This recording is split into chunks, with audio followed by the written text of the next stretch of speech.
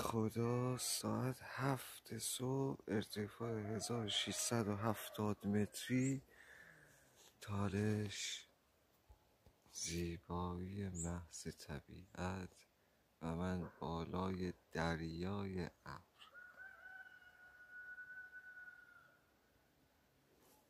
و اینم تیلار پاورجای زیبا.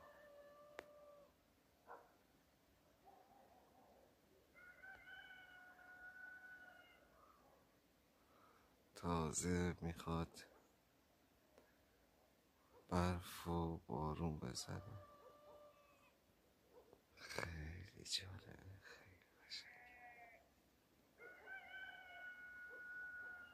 دریای ابر انگار یه رودخونه از ابر